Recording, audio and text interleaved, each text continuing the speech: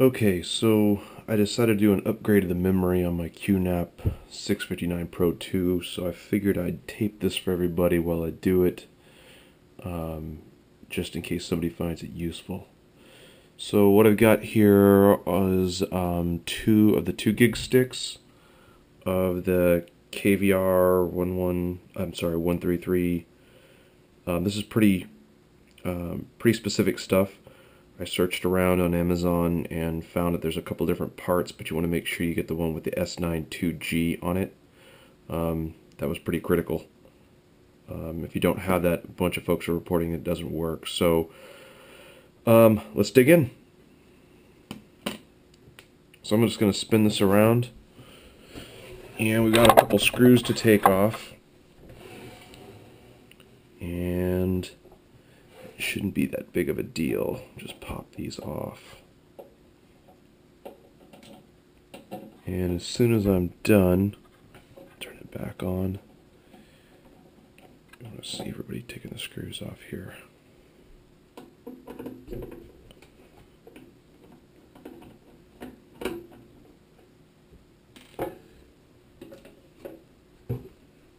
Pretty sure there's just the 3.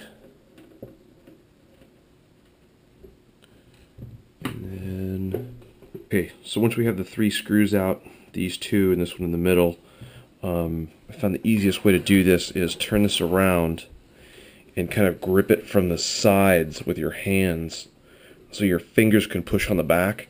And if we do that, we just go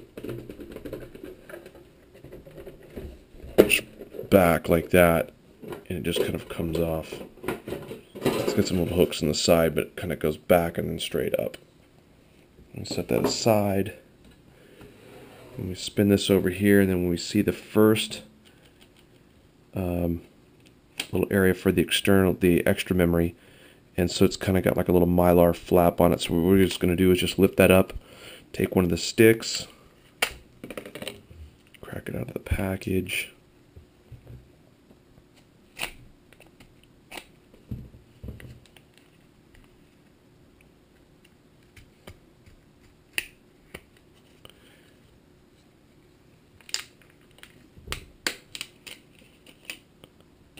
Lift up that mylar flap, and just like you were dropping this into like a laptop,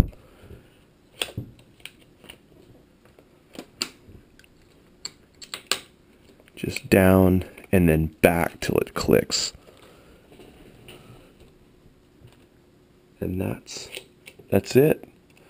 That's it for one of them. And then now I'm going to stop the camera, flip it around, and then show you how to do the one inside. Okay, so I've spun it around so you can actually see the other SODIMM sockets on the other side where we just put the memory on, just underneath the power connector. And the one thing you'll probably find is right on the corners here, they put like some, I don't know, it's like a glue or like some kind of like little putty. It's not like epoxy or anything like that. It's just kind of this little rubber sticky, maybe even like hot glue. And so all I do is I just get the X-Acto and don't press on the DIMM board, but right where the connector is, just kind of get behind it. And if you push down, you can just kind of easily peel it off. I didn't bother to record it here because it just takes a second, but you'll probably see this on there. And again, depending upon how much, there was hardly any on this on one side, and then there was some on one here that looked kind of a lot, but then I just pulled on it a little bit and it came all right off. So shouldn't be a big deal. Peel that off, and then we're going to pop that thing off in a sec. I couldn't take all these connectors off, but I'm getting lazy because it's late. But what I was just going to show you is that there's some of the glue right here, and so all I'm going to do is just reach over there, and in this case, this one's barely, see how it just kind of barely comes off. It's kind of sticky. And it just kind of comes off like that. It's like caulking. Anyway, once you do that, then we just pop the DIMM out. Okay, so I changed the camera and just swung it around to the other side so it's a little easier to see. Again, I could disconnect all these cables, but I'm just going to do it without it. It's not that big of a deal to have them or not. So all you have to do is these little metal tabs in the corner, just push those out with both your fingernails, thumbnails, whatever on either side, and the little dim will flip right up, and then we'll just pull that straight out like that. And this one happens to be an ADATA 1 gig. Anyway, we're going to swap that in for another 2 and go 4. So we take the other one out of the package. Same one as we used on the other side. Keep them matching. And just like we did the other one, put that in there and push down and back, and it snaps right in. And that's it. 2 gigs here, 2 gigs on the other side. That's 4 gigs. So once you've got both of those back in, it's pretty straightforward. It's just the reverse of what we did before. So we're going to put the shroud over the top, and you're going to make sure you get those like little clips are going to slide into the face plate there, and then you got some tabs on the bottom in the corners here. They're going to kind of push down and over. And it's a little tricky. It's not that big of a deal, so just kind of push it on the sides. Make sure you kind of push down on the top. Make sure everything's kind of flush along the sides here. And then, again, kind of the key is going to be pushing down here in the top to make sure those catch. And then just kind of slide those forward. And everything should just kind of come into place. If it gives you a little trouble, sometimes the ones in the rear kind of give me a little trouble, so just got to reach back there on the bottom and kind of pull them forward. But once you do that, it's all set. We'll pop the screws back in.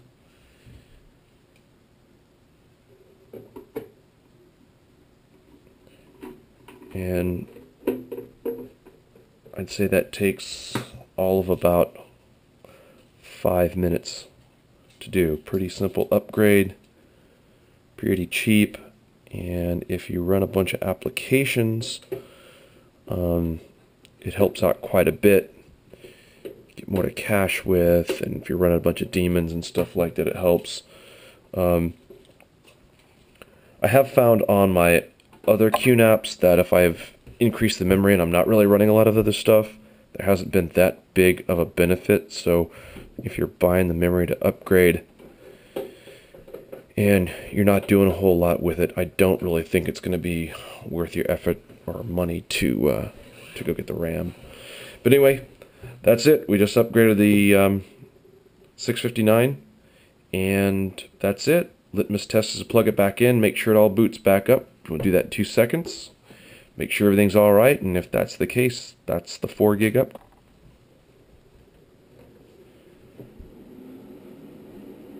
So quick boot. Everything's coming up, and we hear the beep.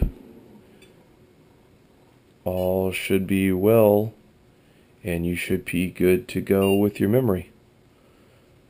If for some reason you hear other beeps or you don't see the normal boot sequence, that's when you know maybe those DIMMs are loose or you didn't seat them properly. So pop off the screws, go back in, just double check, make sure we push straight down and then back, and you should be golden. But otherwise, you won't notice anything else difference except from the admin screen where you can actually see the extra RAM. So anyway, that's it. I don't know if somebody finds this useful or not, but I thought while I was going to go ahead and do it, I might as well record it and show everybody out there who might have one and wants to do one. So I thought I'd also just wrap this up by showing folks real quick, now that I've got the admin page back up, if you just go to system status and then the resource monitor, and then at the top click on memory usage, and then if you take a look, I hope the camera catches this, but where it says physical memory, now you'll see it's got 3.85, 3.86, somewhere around there. And I have everything turned off, so very bare minimum, just like SMB sharing is turned on. And so you can see there's just a 300 meg, not that big of a deal. And there's the 3.5 gigs available. But anyway, just to verify for folks who weren't so sure whether or not you'd see it all, I know there was different discussions and stuff, but for the 659 with 4 gigs, you do indeed get all that. Whether you use it all, that's of course up to you and what you run. So again, hope you find this helpful.